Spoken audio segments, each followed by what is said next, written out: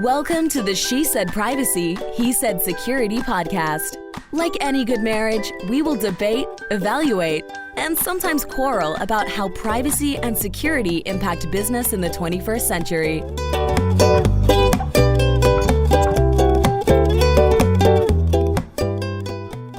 Hi, Jody Daniels here. I'm the founder and CEO of Clover Advisors, a certified women's privacy consultancy. I'm a privacy consultant and certified informational privacy professional, providing practical privacy advice to overwhelmed companies.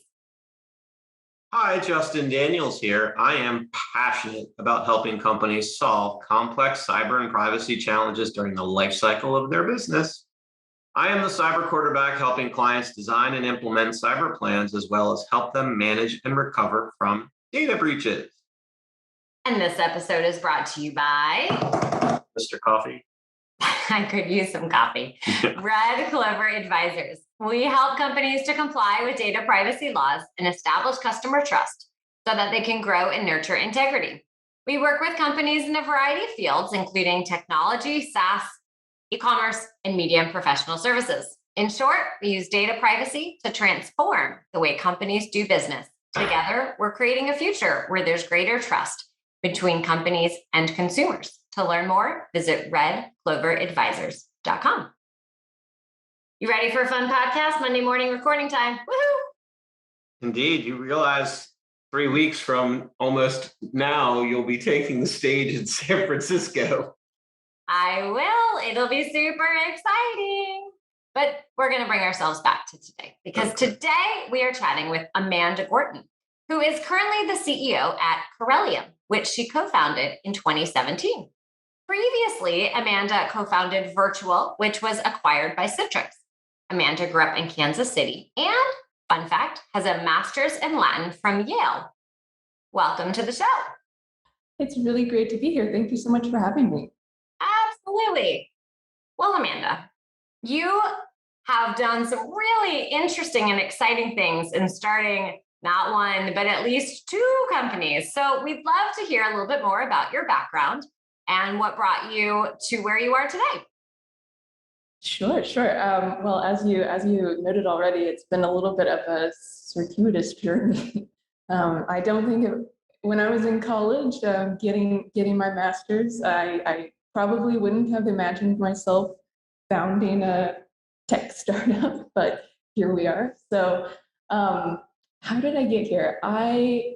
When I graduated, I moved to San Francisco, and I was working as a writer, and it was a little bit of a struggle to support myself in San Francisco on a writer's salary, as you can probably imagine. So I was kind of casting around for a little bit higher paying salary job, and I wound up getting recruited by a startup in Florida, which is where I am now.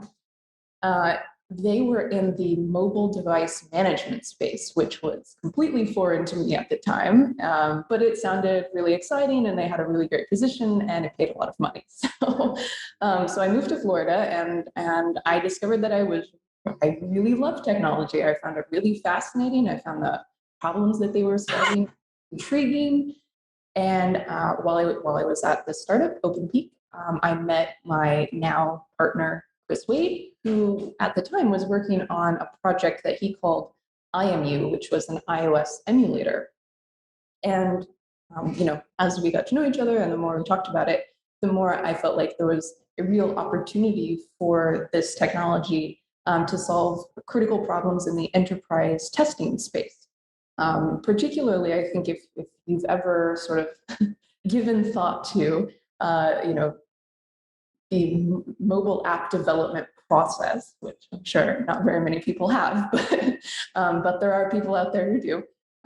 It is really challenging because you have to test across all of these different device models and all of these different versions.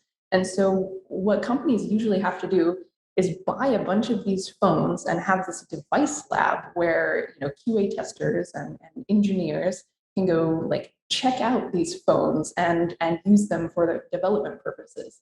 it's really cumbersome. It's really challenging. Phones get lost, they get broken, you have to replace them. It's a nightmare. So we both felt like, hey, if you could create a kind of virtual version of this, so you could do it in the cloud instead of with physical hardware, you would really solve a serious impediment to creating stable, well-tested software on mobile devices. So we co-founded Virtual together, and it was a great success. And it was so successful that Citrix wound up buying it like 6 months after we started it. Which was fabulous, and we got to go work at Citrix, and we got to meet Mark Templeton, who was CEO at the time. He's become a really great friend and mentor. He's now on our board at Corellium. So it was a great journey. It was a great learning experience. And sort of after we were at Citrix for a little while, we decided, hey, like we still haven't really solved this problem. This technology hasn't really taken off within Citrix.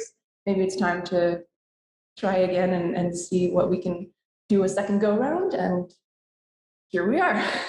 So so that's kind of how I got here. That's a really cool story. I love it. So basically you're saying you and your significant other start businesses together. I'm just curious, what is that like? Because people ask Jody and I all the time, how on earth can the two of you be married and be able to work together? How do you manage that? Yes, I think it has its pros and cons. It can be really great because you have a kind of implicit communication that other co-founders don't. So you can bounce ideas off of each other, and you have more opportunity for sort of serendipitous communication than I think otherwise is commonly available. At the same time, it can be really difficult to ever get away from work. We really struggle to kind of like draw a line and say, okay, we're not talking about work anymore. We're gonna do something separate from work. So I think it has, it's like anything, it has its pros and cons. But I think personally, I feel like if you and your partner are a good mesh, it's very easy to work together because you kind of complement each other and build on each other's strengths, and that's kind of exactly what you want in a co-founder. Complement each other's strengths. I think we do, but the challenge that Amanda just talked about of being able to say we're not going to talk about work is real. Just because Friday and Saturday night might be the one time that we actually can talk, not mean when I want to talk about privacy and security. Well, we're here to talk about Amanda. So now that I've gone on that little detour, why don't we level set? And can you explain a little bit, Amanda, what are virtualization services to our audience? Sure. Right. Yeah. So traditionally, virtualization services are, you probably think of something like server virtualization, where you're really running sort of multiple virtual instances of something on a server to make that server more efficiently use its resources. Virtualization as a concept in general, I think you can kind of boil it down to using virtual representations of physical resources to make those physical resources more efficient. So it's about the more efficient use of physical hardware. And so historically, virtualization has primarily focused in the server industry and the desktop industry. So you traditionally run, you might run a virtual desktop in order to enable your workforce to use, to give them the power of a full laptop, to give them more CPUs, more memory, without actually giving them a really beefed up actual physical computer.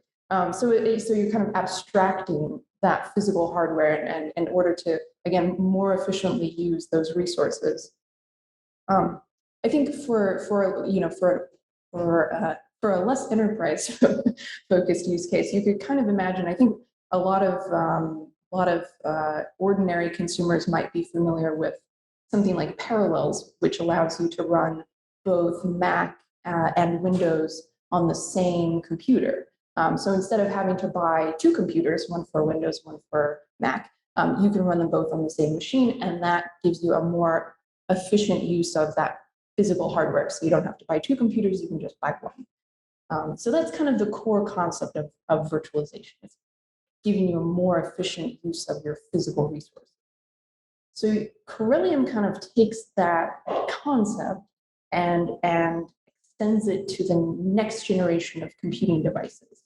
So mobile devices, IoT devices, all of these, these new, newly proliferating, smaller, consumer-oriented devices. And instead of giving you a more efficient use of those devices, our technology is geared very specifically towards enterprises who need to use those devices for testing and development. So mobile app developers, folks creating new, IoT devices, new smart fridges, new smart thermostats, anyone kind of working on developing these new types of devices or software for these new types of devices. That's kind of the market that we're really looking towards. And what our software is intended to do is to enable those types of developers to more efficiently test and develop on those devices by enabling them to work in the cloud rather than having tons and tons of physical implementations or physical instances of those devices. As you can imagine, if you have to develop, say, a new router or a new thermostat, instead of shipping physical boards to each of your developers, it would be far easier for them to be able to just log onto their computer and run and test their software. So the idea is just to make it as simple and efficient as possible for these developers to do their work, to go through the software development life cycle. Primarily because when developers have the tools that they need to do that work more efficiently, they can do a better job. And from our perspective, what we believe is that this new generation of devices, IoT devices, mobile devices, they're introducing this kind of new frontier of privacy questions, security questions.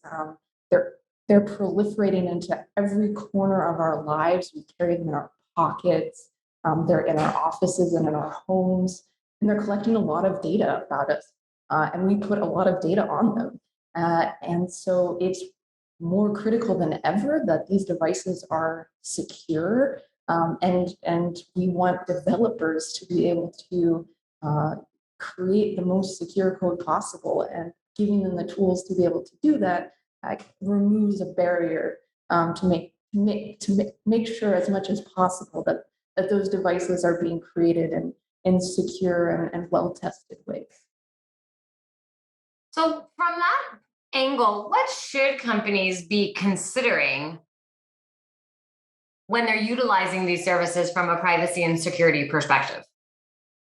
Yeah, I mean, it's a bit, I think, multi-layered. So I think the first thing that companies should be considering, any company creating, software for these next-gen devices, first of all, they should be doing this kind of security testing in the first place. And I think a lot of them aren't.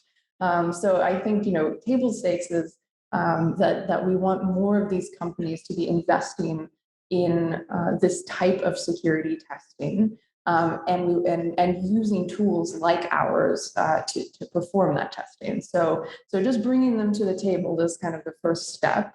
I think also an important consideration for companies in this space is ensuring that security gets baked in from the start rather than as an afterthought.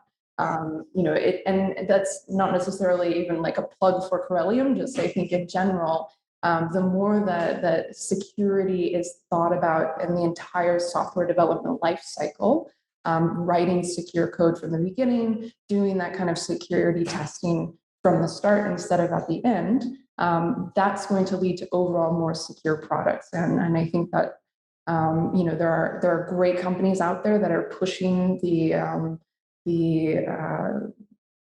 writing of secure code from the outset. Secure Code Warrior, I think, is a great example. I'm a huge fan of what they're doing. So I think in general, just baking security in from the start is an important aspect.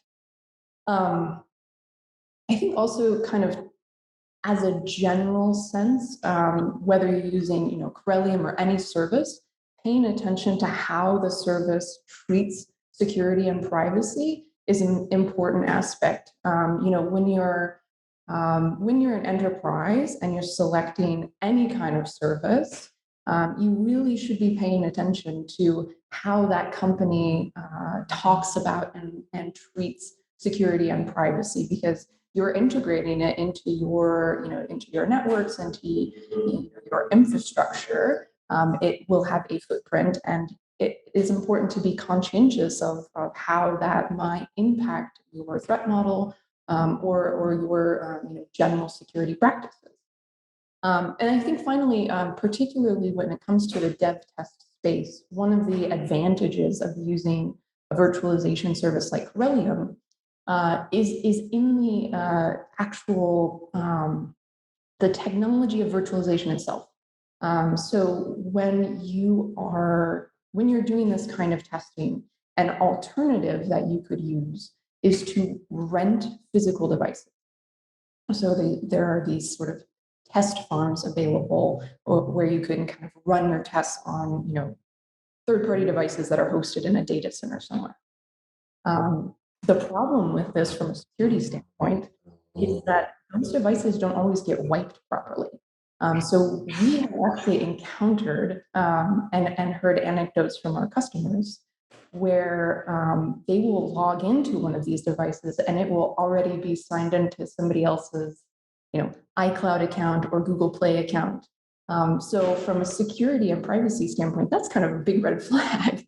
But with virtualization, you really just never run into that, because with a virtual device, you're creating it and destroying it, and there's no chance of anyone ever kind of coming in later and getting access to your secure information. So from that perspective, I think there's a strong security advantage to using something like a virtual device for this kind of sensitive security testing. So Amanda, I wanted to hone in on something you talked about. You said security as an afterthought. And one of the things that Jody and I encounter repeatedly in our personal and professional lives, as you alluded to, is people not paying attention to privacy and security by design. And I guess my question would be, with what you're doing with your virtualization services and the tools, you're trying to make it easier. Are you starting to see that companies are thinking more about designing that code from the beginning? Because when I look at Web3, the Axie Infinity hack, when I'm working on a drone project or autonomous vehicle, I'm seeing the same mistakes that you're talking about being made across industries, because, as a startup, everybody's in haste to get to market. And they figure, I'll deal with privacy and security as a bolt-on once I've reached scale. Love to get your thoughts about that. You're spot on. I think it's still a huge challenge. I mean, I think we've seen a few strides, minimal progress, especially as things like ransomware are sort of entering the public consciousness and people are paying a little bit more attention to security and maybe devoting a few more dollars in the budget to security. At the same time, I think there's just such a long way to go. I think, things that seem to have a big impact from what I've seen are technologies or services that really emphasize secure code practices from the outset and training engineers to implement secure code practices. So I think that is something that at least from my perspective, I've seen have an enormous impact on organizations, because I think when you're starting out, especially as a startup, I mean, speaking from experience as a founder, we ran into the same exact issue. You know, we were trying to get to market very quickly, and we didn't have a whole lot of time to really devote considerable thought to security. But what was really helpful to us is that all of our initial, engineers and team members came from a background in security. So they really understood secure code practices from the outset, and they just knew how to bake it in. And we didn't really have to put a whole lot of thought into it. And that served us really well, because now that we're kind of getting to the place where we're having to pay more attention to it, we have a great foundation. I think, unfortunately, that's not the case for a lot of other startups. And so I think the areas where I see the most room for improvement in this space are the companies that are tackling it from that bottom level up.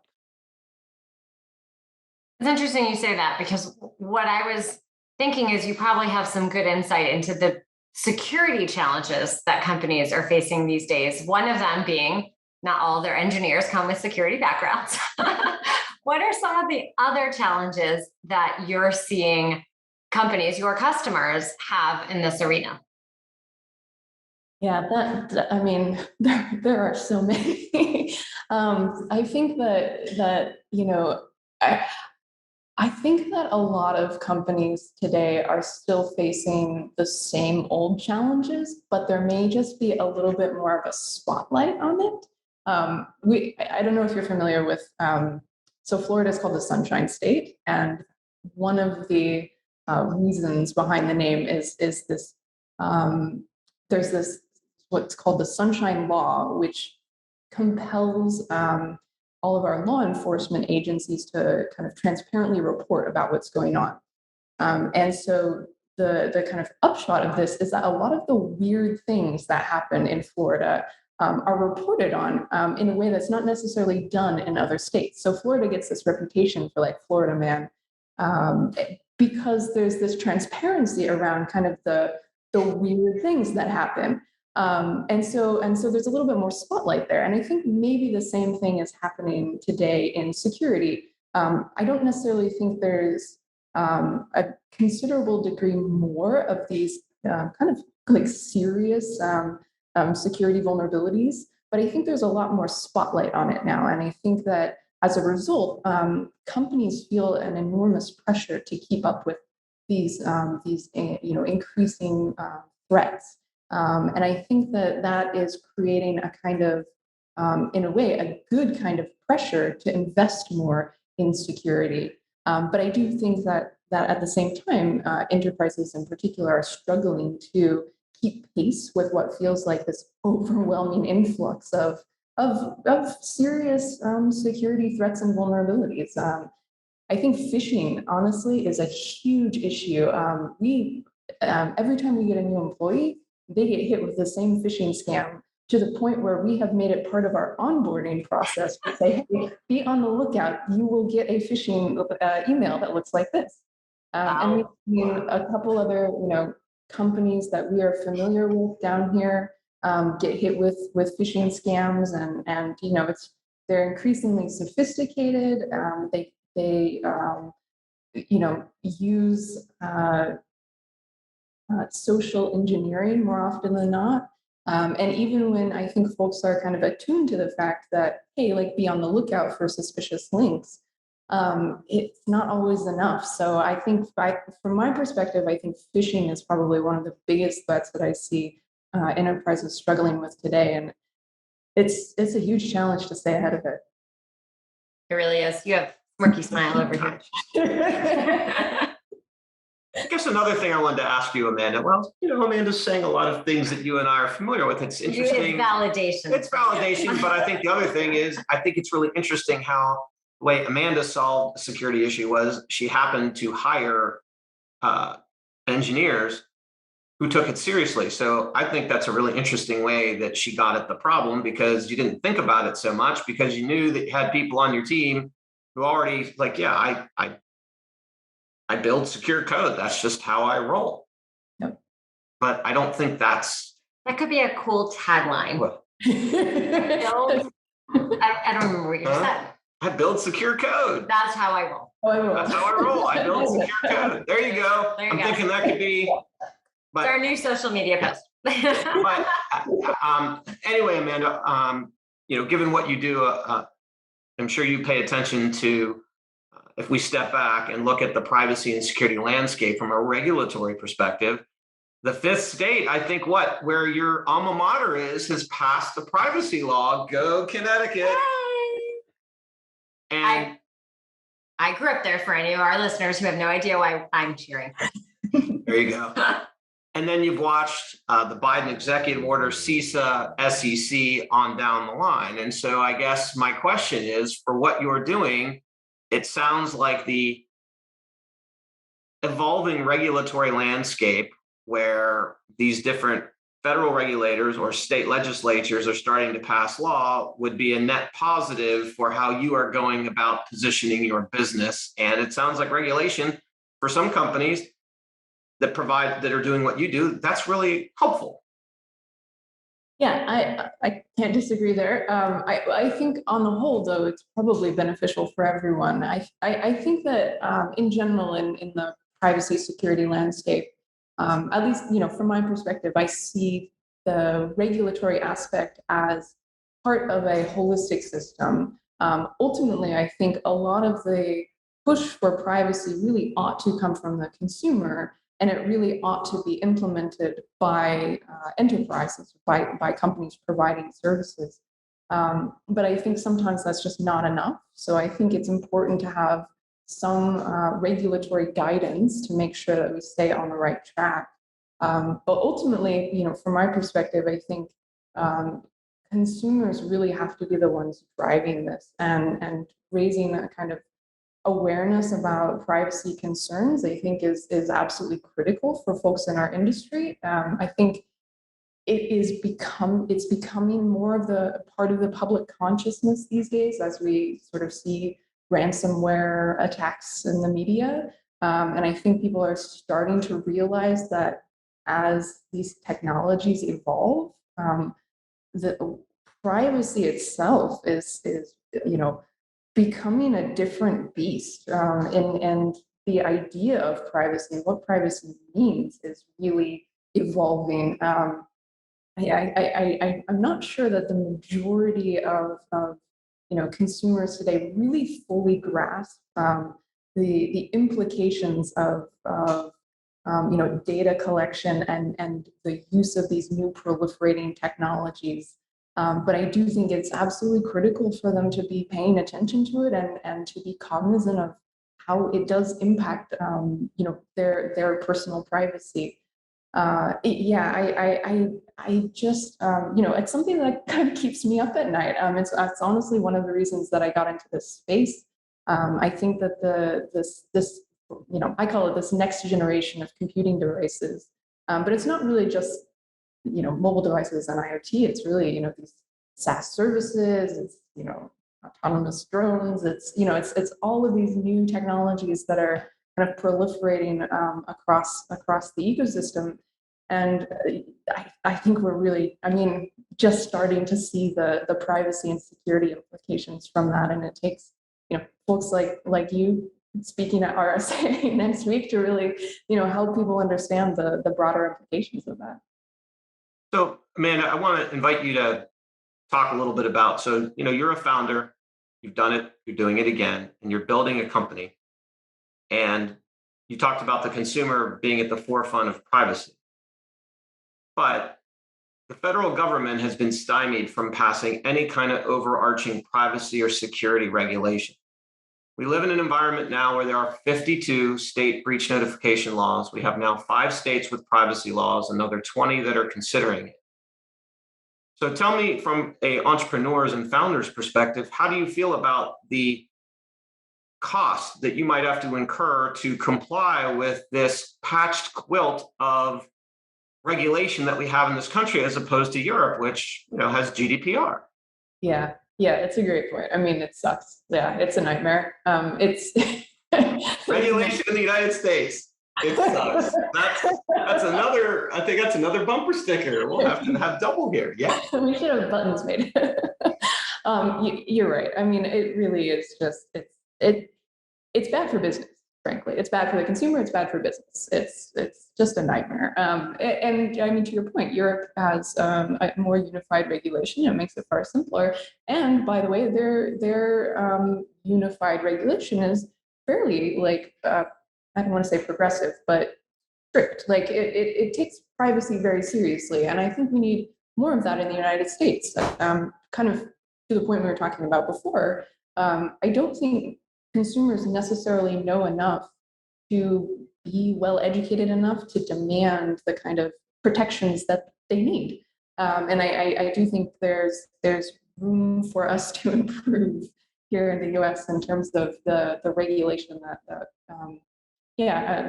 that should be in place. I mean, I do think there's some, there are things that enterprises can do to take privacy more seriously. I think there are companies that are on the forefront of privacy considerations and that go out of their way, I think, to,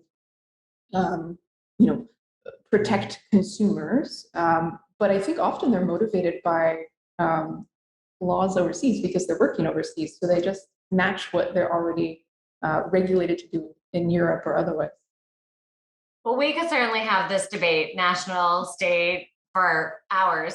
Since you spend so much time in the privacy and security space, what would be your best personal privacy or security tip that you would offer? Oh, that's tough. That's really tough. I mean, I feel like, there are sort of like table stakes, right? Like have good password management and keep your software up to date. But I suspect that a lot of your audience probably is already familiar with those types of tips. There's no bad tip. And feel free if you'd like to talk about those tips, because you're quite right. But it always requires saying again, because it never ceases to amaze me that people don't pay attention to those two. Yeah, I was just sort of thinking about what you just said, like pay attention. I think maybe if I was going to give any tip, it's that, like, pay attention to things that impact your privacy. It seems like, so I had a friend I was talking to the other day who had downloaded an app from the Apple App Store. And she was complaining about it. And she was complaining about how it wasn't doing what she thought it was supposed to be doing. And so we went and looked at it. And it turned out she had not downloaded the app she thought she downloaded. So she went and searched the App Store for this app. And she downloaded the top result. And it turned out to not be the app she wanted to it was an ad. It wasn't the actual app. And it was a social media app. So you can imagine the kind of privacy implications there. Like she's, posting, things and so I think in a lot of ways, I think we're a little bit complacent when it comes to privacy. I think because to a large extent we kind of rely on the vendors to take care of privacy for us. We rely on Apple to vet apps that we're going to download. And we rely on, our cloud hosting providers to keep our data secure and private. But we really shouldn't. And we should be very conscientious about the services that we're using, the settings that we're enabling. If I could probably give any tip, I would say, like, don't use apps. Just don't download any of them. I don't know. Did you see the recent, what was the company? I think it was Anomaly 6, I want to say, the one that was, there was an article about it recently. They were showcased for being able to purchase location data and use it to track NSA agents or CIA agents or something. Using like not publicly available, but data available for purchase, so not private data.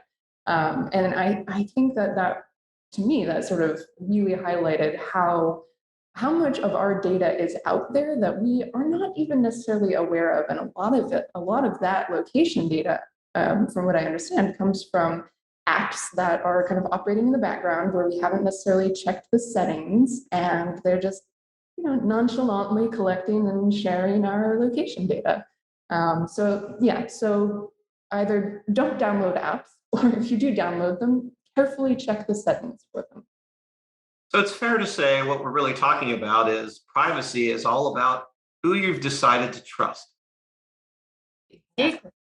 Foreshadowing. Oh, there you go. So we always like to ask all of our guests a non-security and privacy question, which is, Amanda, when you're not out doing your privacy, security, evangelizing for your company, what does Amanda do for fun?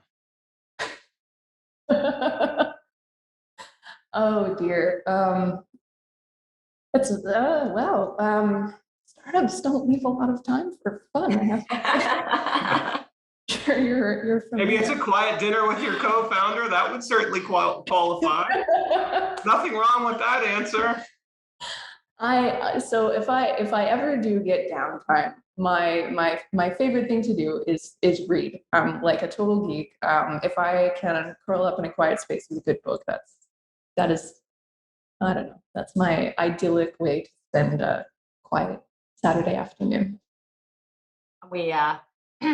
My co-host over here would agree, and our oldest daughter would agree as well. So, yeah. Amanda, where can people connect with you and learn more? Where should we send them? Yeah, absolutely. Well, you can always hit our website, Corellium.com, or you're more than welcome to reach out to me directly, either on Twitter or LinkedIn. And it's probably, I should know my handles, but I don't. Well, we'll drop them in the show notes for anyone listening. They can go to the website. But for anyone who might be actually only listening, LinkedIn, Twitter, go find Amanda Gorton or Corellium there. Well, Amanda, it's been so much fun chatting with you today. Thank you for joining and sharing all of the great work and views with us today. Thank you so much. It was such a pleasure to chat with you both.